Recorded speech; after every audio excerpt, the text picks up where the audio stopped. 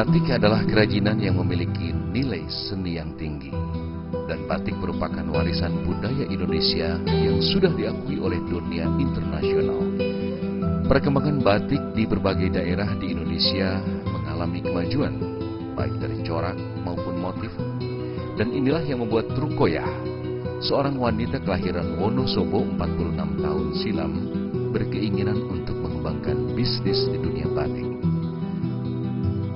Kecintaannya terhadap batik muncul pada tahun 2006. Ketika terjadi gempa di Jogja, Rukoyah bersama suaminya turut serta dalam mengirimkan bantuan terhadap korban gempa di Jogja.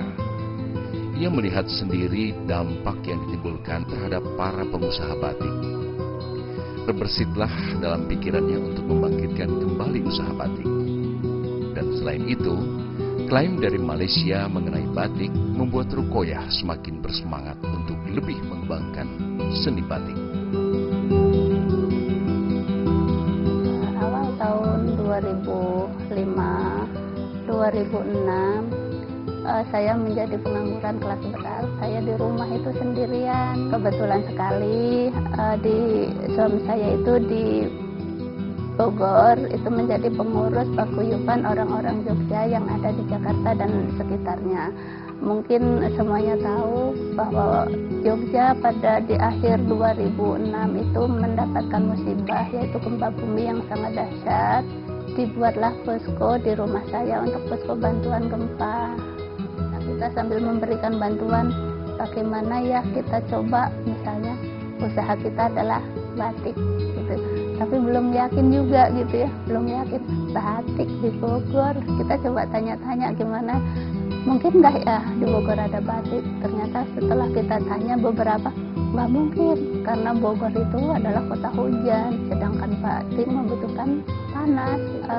Ditambah lagi yang memperkuat kita ketika Malaysia, negara lain kita mau mengklaim batik adalah milik negara tetangga kita ya. Jadi makin kuatlah keinginan untuk membuat batik gitu. Maka benar-benar yang kita pilih adalah batik.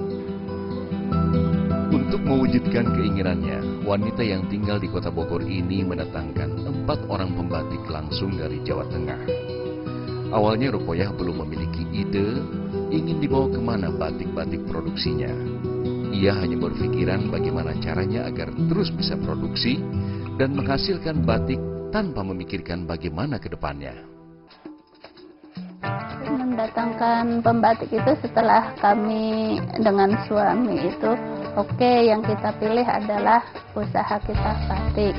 Kapan kita mulai? Mulailah kita benar-benar mencari di sana. Ada 4 orang memang yang kami bawa dari Jawa Tengah. Dengan membuat terus itu belum ada motif yang akan kita tuju. Bogor itu apa sih, seperti apa motifnya, belum ketemu saat itu. Sampai kita mulai awal tahun 2008 kita mulai membuat batik di sini. Namun sasaran pasarnya belum jelas lah. Intinya masih membatik terus sampai ketemu satu motif tertentu. Seiring berjalannya waktu, akhirnya Rukoyah memiliki ide untuk membuat corak batik yang berbeda. Corak batik buatannya mengikuti ciri khas di daerah tempat tinggalnya, yaitu Bogor. Maka mulailah ia membuat motif dan corak yang menjadi ikon kota Bogor, yaitu kujang dan kijang. Usahanya membuat motif khas kota Bogor mendapat respon yang positif dari pihak pemerintah daerah. Dengan dipatenkannya motif kujang dan kijang jadi motif batik kota Bogor. Kita mulai di Januari 2008, terciumlah oleh Pemda. Jadi Pemda merasa ada yang pengrajin batik.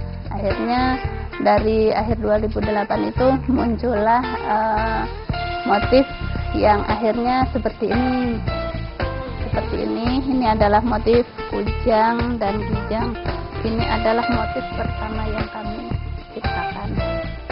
Dengan misalnya motif ini diakuilah motif ini adalah sebagai motif khas Kota Bogor, dan ini langsung dipatenkan oleh pihak Pemda. Hak patennya ada di Pemda, hak ciptanya ada di saya. Setiap kali Pemda ada acara, kami pasti dibawa serta.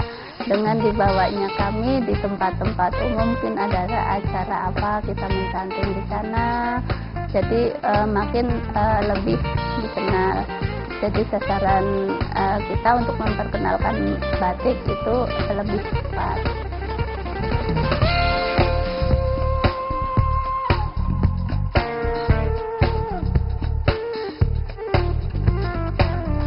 Karena Bogor terkenal dengan kota hujan, kami membuat batik dengan nama Hujan Gerimis. Orang akan penasaran seperti apa.